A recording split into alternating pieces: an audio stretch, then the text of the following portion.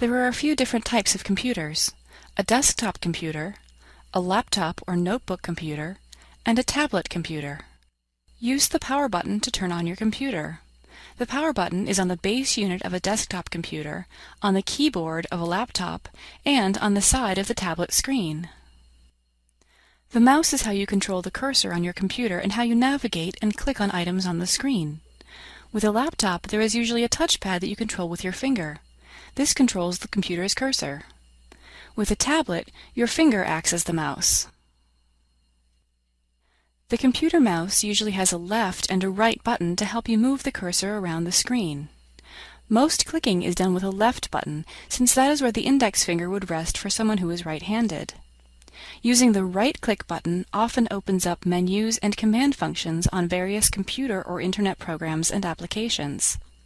Some mice also have a scroll wheel to make scrolling up and down computer documents and web pages easier.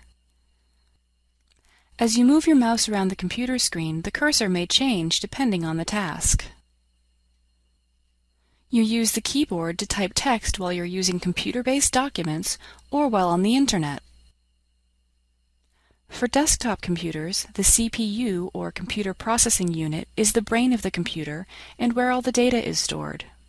It's also the place you'll find CD drives, the microphone and headphone jacks, and ports for USB or flash drives. Each computer is different, and there are many varieties. For specific information about setting up your computer or basic operating functions, the owner's manual is a great place to start.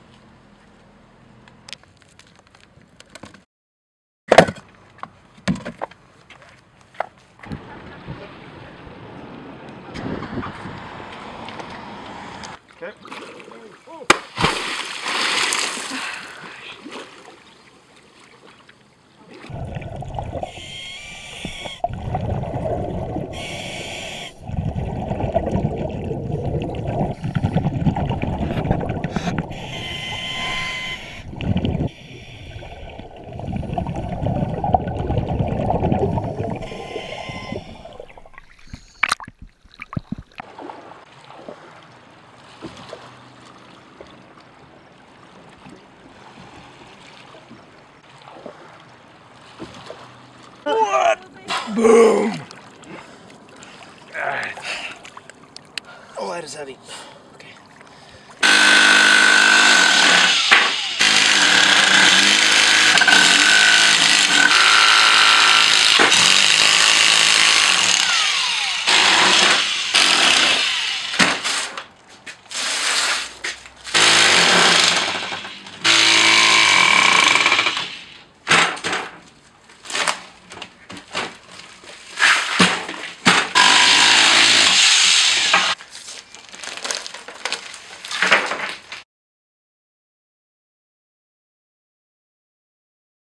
If you lift the lid of a computer, you will see a circuit board into which a number of little boxes have been plugged. Each box contains a chip, which consists of thousands of microscopic electric circuits, each of which can be either on or off. This is the only language that the computer understands. Is one of my circuits on or off? A sequence of several ons and offs in various combinations can represent any number or letter or graphic symbol, and we can symbolize these ons and offs by using a 1 to stand for on and a 0 to stand for off.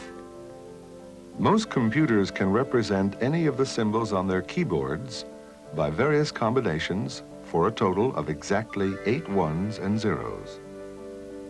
Since this language or code is based on 2 digits, 1 or 0, just as a bicycle is based on 2 wheels, or a biplane is based on 2 pairs of wings, it is called the binary code, from the Latin word binarius, meaning 2 together.